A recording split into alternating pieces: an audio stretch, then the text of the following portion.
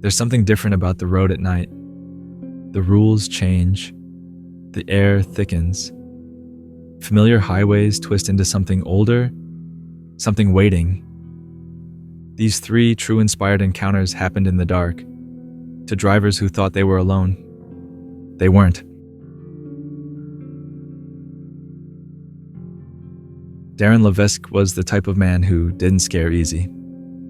38 years old, a divorced father of 2, and a former Marine who'd seen the worst of Afghanistan, fear didn't fit him.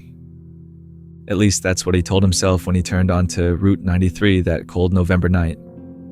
His truck rattled as he eased into the long stretch of 2-lane asphalt that cut through the backwoods of Massachusetts. His heater coughed lukewarm air as the frost crept across the inside edges of his windshield. A dull headache throbbed behind his eyes. He'd been on the road since 6 a.m., and this late-night delivery had been a last-minute favor for his boss, a favor he already regretted. Route 93 had a reputation, not just among truckers but anyone who lived in that part of the state. They called it Dead Mile. Some said the road had a strange pull. Others whispered about the missing people, mostly young women, who had last been seen heading that way. Most of the stories were chalked up to urban legends or drunken hallucinations. Darren didn't care. He didn't believe in ghosts. He believed in bills, deadlines, and the overtime pay waiting for him if he could get the delivery signed before morning. But still, he kept the radio off. As he drove, fog began to seep across the road in low, slithering bands. The trees on either side pressed in, their skeletal branches reaching like claws into the mist. The road signs became harder to read, and the familiar GPS voice on his dash cut out, replaced by static. "Great," he muttered. That's when he saw her. Standing at the shoulder near a mile marker with no number, illuminated by his high beams. Just a silhouette at first. A woman. Tall and thin. Wearing a light-colored dress that fluttered despite the windless night. She wasn't thumbing for a ride. She was just standing. Looking straight ahead. Still as stone. Darren's foot hesitated on the pedal. He felt that strange pull. Not pity. Not fear. Just gravity. Like something demanded he stop. He eased to the shoulder, cursing himself under his breath. The woman stepped toward the truck as if she'd been waiting. She opened the passenger door slowly and climbed in without a word. The light from the dashboard painted her face in faint green, pale, almost colorless, hair long, tangled, and soaked, as though she'd been walking through rain, but there hadn't been rain all day. "Where are you headed?" Darren asked, trying to mask the tension in his voice. Her reply was quiet, almost mechanical. "Just up ahead." "That's not really helpful." She turned her head slowly, eyes meeting his. "I'll tell you when to stop." Darren gripped the wheel tighter. They drove in silence for several minutes. He tried glancing at her from the corner of his eye. Her hands were folded neatly in her lap. Her nails were torn. Her knuckles scraped raw as if she'd been crawling through something rough. Mud was caked on her bare feet. "You all right?" he asked, voice dry. She didn't answer. The road ahead stretched like a black tongue. No lights, no exits. Just more fog, more trees. The GPS still refused to connect. His phone had zero signal. He tapped the screen. Nothing. Then from the corner of his eye, he saw her lips move. "Why did you stop?" He frowned. "Because you were standing in the middle of nowhere. Figured you needed help." She didn't look at him. "You should have kept going." Goosebumps erupted on his arms. Something buzzed. His radio crackled to life for a second, then died. Then something else. A whisper. so faint it felt like it had come from inside the truck itself. He watches from behind. Darren stiffened.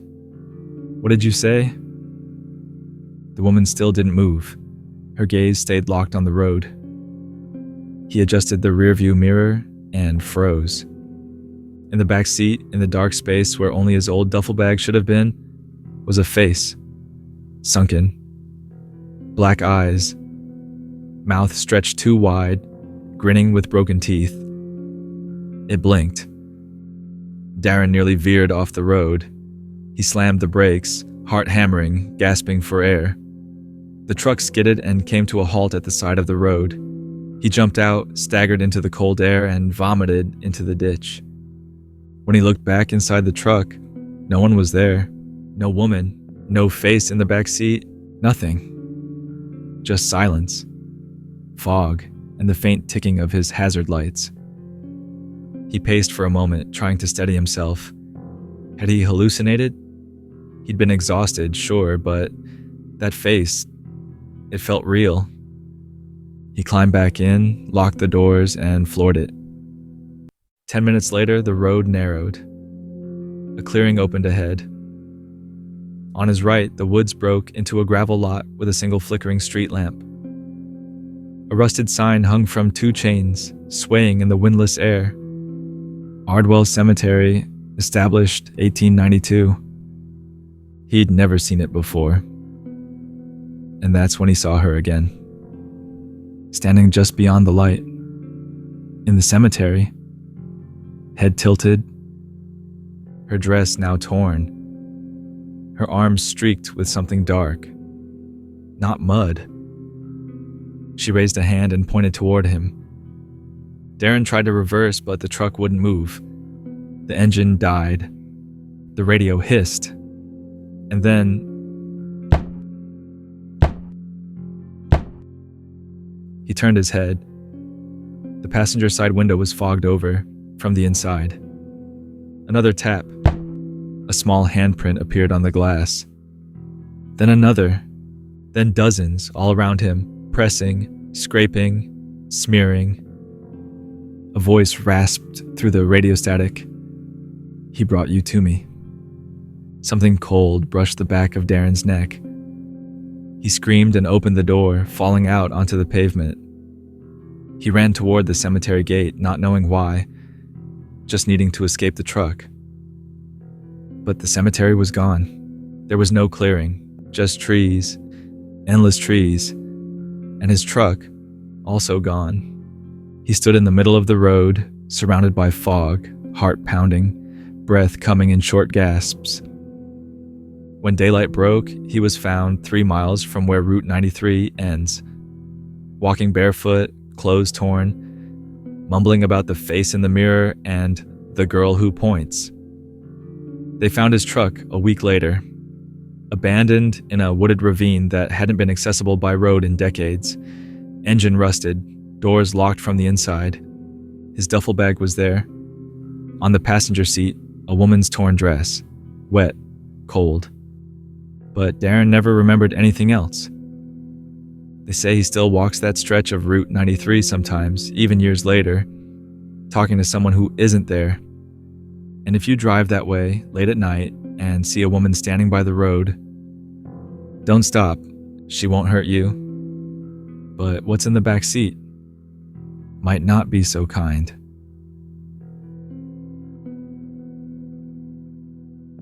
In October 2013, Victoria Lund was driving late at night along the familiar highways of West Virginia. She had just finished a long, exhausting shift as a traveling nurse at a hospital in Clarksburg, and all she wanted was to get home to Staunton, Virginia. The road was mostly empty except for the occasional distant headlights cutting through the darkness. Victoria was tired, her eyes heavy, muscles aching, but she was focused. She had driven this route dozens of times before. Normally, she took the well-traveled highways and made regular stops at known rest areas. Tonight, though, her phone's GPS app suggested an alternate route it claimed would save nearly 20 minutes.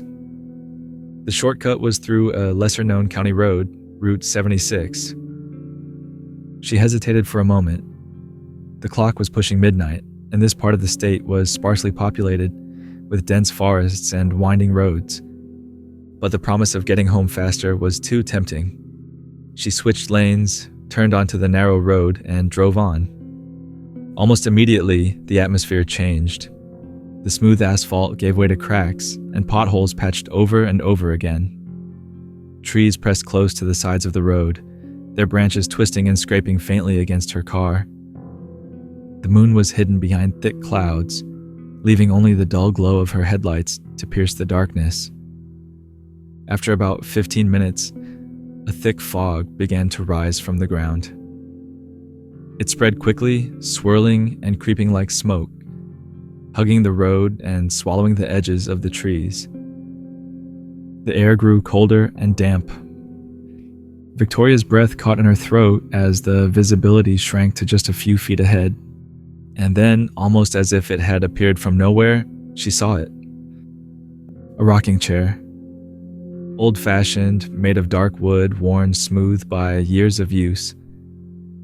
It sat directly in the middle of the narrow road, its back curved gracefully, the seat slats weathered and cracked. What caught her attention most was that it was rocking, back and forth, slow and steady, as if someone invisible was seated in it, keeping time with an unheard rhythm. Victoria slammed on the brakes, the tires screeching against the cracked pavement. Her heart pounded as she looked around. The fog was thick, the night eerily silent except for the soft creaking of the chair. Who would leave this here? She whispered to herself. Something about the chair made her uneasy. Not threatening exactly, but profoundly wrong. The idea of something so domestic and human abandoned in the middle of a forest road unsettled her deeply. Slowly, she opened her door and stepped out into the cold mist. The damp air clung to her skin and soaked her clothes almost instantly. She approached the chair cautiously, every sense alert. The wood was damp and cold to the touch. No footprints marked the gravel nearby. No tire tracks suggested anyone had stopped before her. The chair's rocking continued, though there was no wind. With a deep breath, Victoria grasped the chair and pulled it to the side of the road.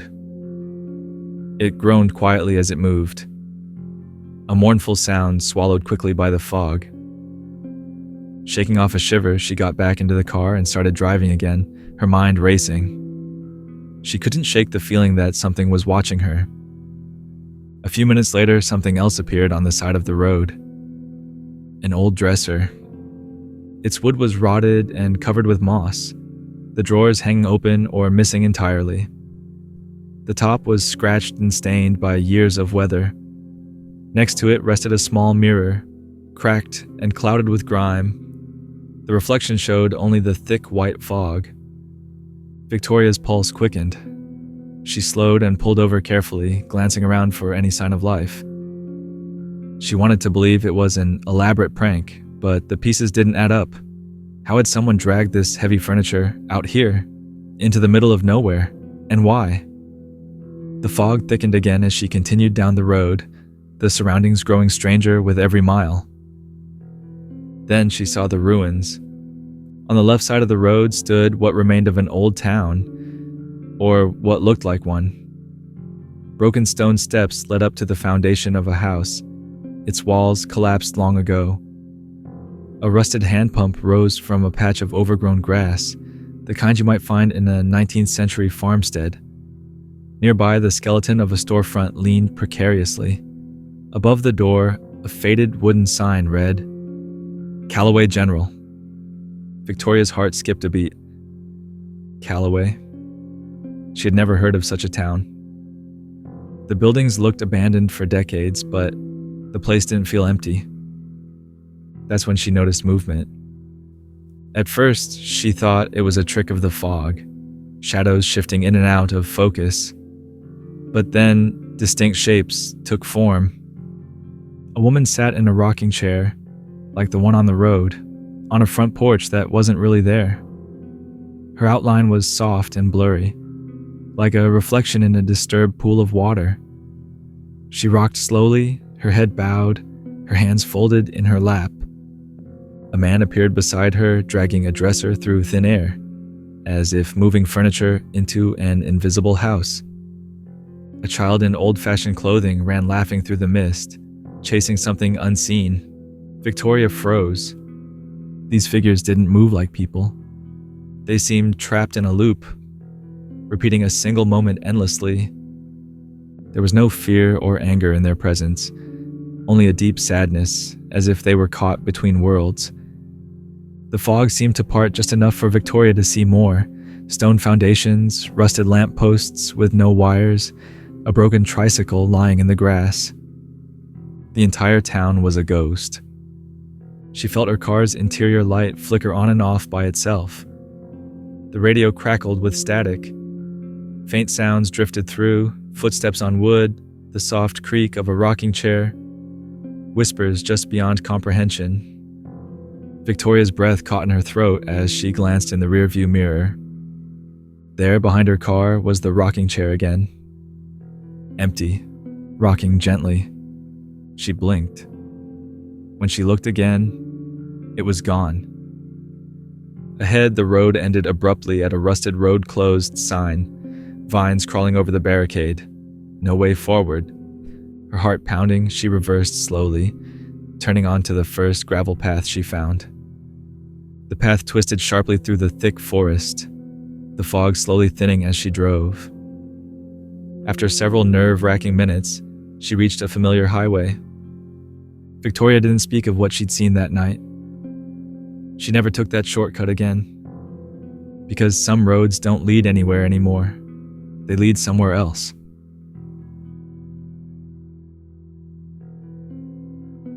In the fall of 2016, a man named Derek Fuller worked the night shift at a regional distribution warehouse in Southern Oregon. The job was monotonous, but the pay was steady, and Derek preferred the solitude of nights. Each shift ended around 4 a.m., and from there he'd make the 45-minute drive back to Myrtle Creek, his quiet hometown tucked between pine forests and hills. To save on gas, Derek avoided the interstate and instead took back roads. His regular route included the long, empty stretches of Canyonville-Riddle Road, a narrow two-lane that twisted through the woods without a single streetlight. It wasn't the kind of road anyone would take unless they knew exactly where they were going. On one cold October morning, Derek left work later than usual. He'd stayed behind to help clean up a chemical spill. Chlorine, he remembered, still stinging his clothes. The air was heavy with fog as he pulled out of the lot, his headlights carving narrow tunnels of visibility through the mist. About 15 minutes into the drive, a pair of headlights appeared in his rearview mirror. At first, Derek thought nothing of it. Someone else headed home from the graveyard shift, maybe.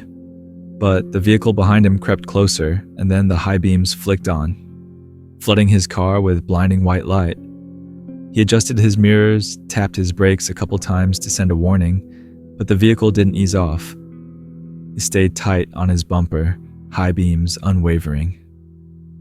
Derek pushed his speed to 55. The truck matched him. He began to feel boxed in, watched. He couldn't make out a driver, just the outline of a large, older truck. A boxy frame, possibly a late 90s Ford, the kind that sounded more like a generator than a car. Still clinging to logic, Derek figured it was someone messing with him. A coworker maybe, playing a bad joke. But the unease crawled higher in his chest with every mile. Just past the turnoff to Rubin Road, Derek pulled over to the shoulder to let the truck pass. It didn't. The vehicle slowed behind him, idling about 30 feet back, headlights still on full blast. Derek watched the mirrors for any movement, but no one stepped out. No horn, no rev of the engine.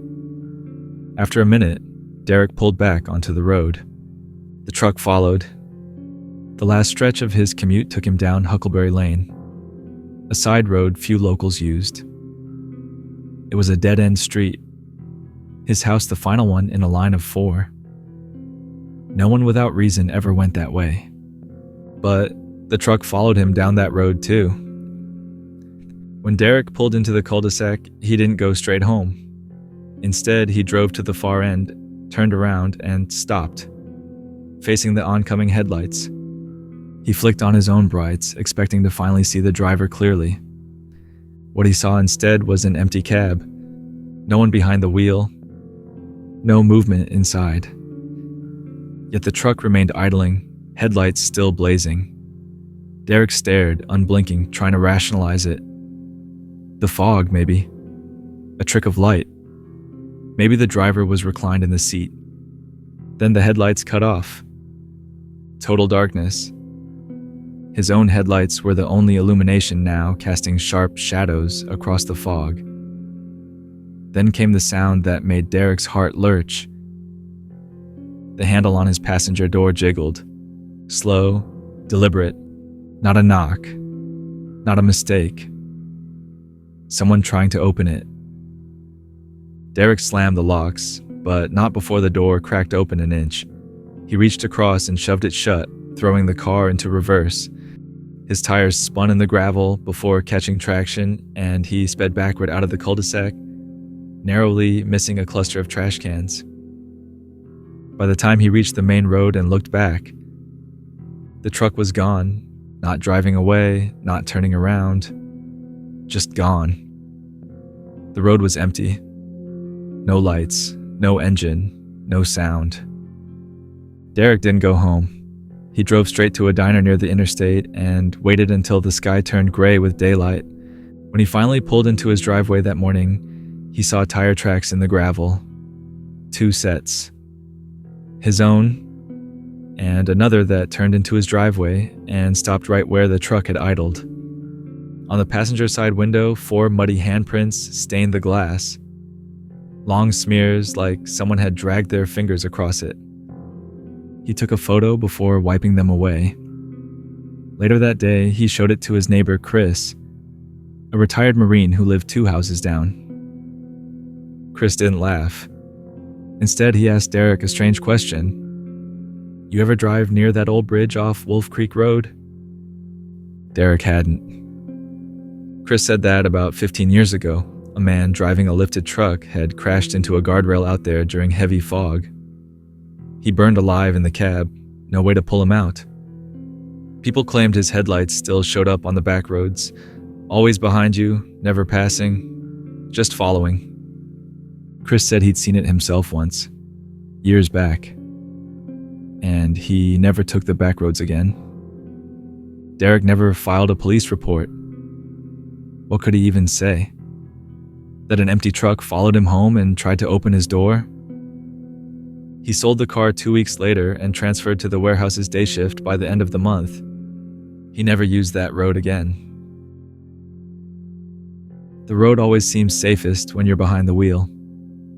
But sometimes it's not where you're going. It's what's following. You're watching Room for Horror. Until next time, drive safe.